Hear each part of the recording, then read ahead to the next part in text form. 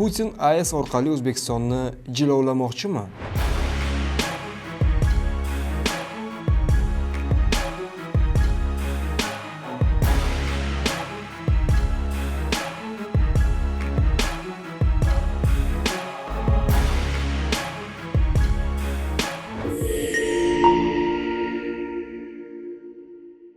Haq olinur, berilmas.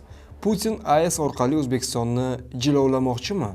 degan savolga O'zatom rahbari qariyb 1 yildan so'ng rasmiy munosabat bildirdi. Rossiya qandaydir tugmani bossa, bu stansiyada nimadir bo'ladi degan narsa yo'q, deydi Ahmadxo'jayev. Xabaringiz bor, o'tgan yilning 27-may kuni Putinning O'zbekistonga davlat tashrifi doirasida Jizzaxda atom elektr stansiyasi qurishdagi hamkorlikka oid hukumatlararo bitimga o'zgartirish kiritish to'g'risidagi bayonnoma imzolangandi. O'z navbatida O'zatom agentligi huzuridagi AES qurilishi deklaratsiyasi DUK va Rosatom tuzilmasidagi Atomstroy Export aksiyadorlik jamiyati injiniring kompaniyasi o'rtasida O'zbekistonda kam quvvatli atom elektr stansiyasi qurilishi bo'yicha shartnoma tuzilgan edi. Stansiya qurilishida Rosatom bosh pudratchi bo'ladi. Qurilishga mahalliy kompaniyalar ham jalb etiladi. O'zatom direktori Azim Ahmadxo'jayevning aytishicha, O'zbekistonda energiya resurslariga bo'lgan talab 2050-yilga borib deyarli 2 barobarga oshishi taxmin qilingandi. Energetika tizimining barqaror ishlashi va iqtisodiyot o'sishi uchun mamlakatimiz o'zini qayta tiklanadigan energiya manbalaridan tashqari bazaviy energiya manbalari bilan ham ta'minlashi kerak.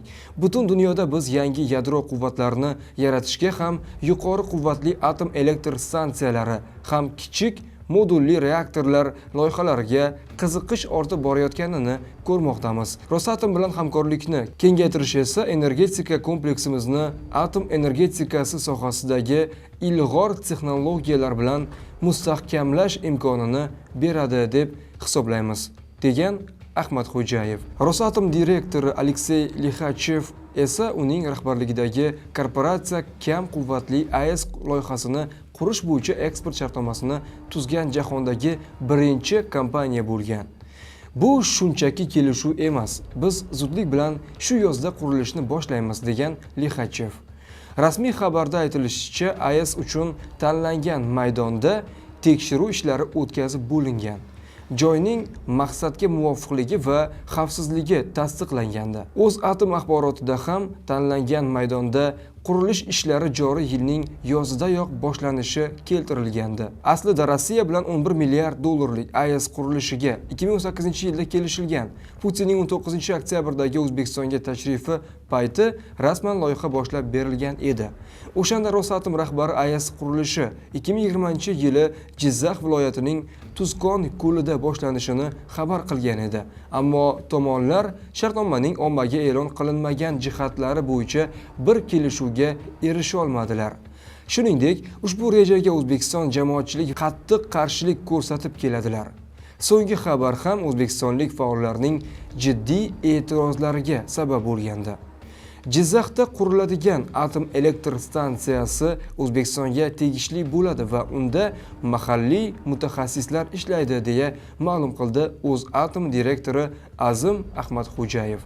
Uning so'zlariga ko'ra, Rossiyada qandaydir tugma bo'ladi va uni bossa, bu stansiyada nimadir sodir bo'ladi degan narsa yo'q. Atom energiyasi agentligi direktori Azim Ahmadxo'jayev Alter Ego loyihasiga bergan intervyusida O'zbekistonda qurilishi rejalashtirilgan AES loyihasida Rossiyaning ishtiroki haqida gapirdi.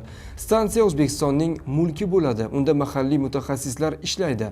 Rossiyada qandaydir tugma bo'ladi va uni bossa, bu stansiyada nimadir sodir bo'ladi degan hech qanday gap yo'q. Ehtimol Yevropa mamlakatlarini dasturiy ta'minoti ishlatiladi. Boshqa ishlab chiqaruvchilarning texnologiyalaridan foydalaniladi. Ha, bosh pudratchi Rosatom bo'ladi, lekin ular bizni cheklashga urinishmayapti. Biz quramiz va hammasi qanday bo'lishini hal qilamiz. Bu jarayon bizda to'liq shaffoflik va ochiqlik bilan kechmoqda. Bizni cheklashga, biror narsaga ko'ndirishga qandaydir urinishlarni ko'rmayapmiz. Ularga xavotirlarimizni, fikrlarimizni bildiramiz va bu qabul qilinadi, muhokama etiladi. AES olib kelinib, kerak paytda sun'iy yo'ldosh orqali o'chirib qo'yiladigan avtomobil yoki geosiyosiy ta'sir vositasi emas. Bunga qandaydir korxona qurilishi kabi loyiha sifatida qarash kerak, dedi Ahmadxo'jayev. O'zatom rahbarining qo'shimcha qilishicha, Rossiyadan boshqa mamlakatlar texnologiyalari ham ko'rib chiqilgan va o'rganilyapti. Hozir amerikaliklar ham kichik modulli reaktorlarni yaratish ustida faol ishlayapti. Ularda juda qiziqarli yechimlar bor, ammo hali referent stansiyalari yo'q. Ular Kanadada birinchi kam quvvatli atom elektr stansiyasini qurishni boshladi. Bularning barchasini yaqindan kuzatib borishni boshlaymiz. Bundan tashqari, biz Amerikaning ma'lum dasturlariga qo'shishni va ularning texnologiyalari bilan ishlash bo'yicha mutaxassislarni tayyorlashni rejalashtiryapmiz. Chunki u yerda ham qiziqarli yechimlar bor. Shunday qilib, atom sanoatimizda ma'lum bir farqni yaratamiz. Bu ham Rossiya ham Amerika texnologiyalari bo'ladi. Koreya texnologiyalari ham juda qiziqarli. Bularning barchasi kichik modulli stansiyalardir. Shu boisdan bir mamlakatning ta'siriga tushib qolamiz degan fikr asossiz, dedi u. Avvalroq O'zbekistonda atom energetikasi loyihalarini qo'llab-quvvatlash va rivojlantirish, jumladan Jizzax viloyatida kichik atom elektr stansiyasini qurish bo'yicha xalqaro konsorsium tashkil etish rejalashtirilayotgani xabar qilingandi. Sizning fikringiz qanday? Ushbu mavzuga o'z fikringizni albatta yozib qoldiring. Muhim xabarlarni Demokrat.uzda kuzatib boring.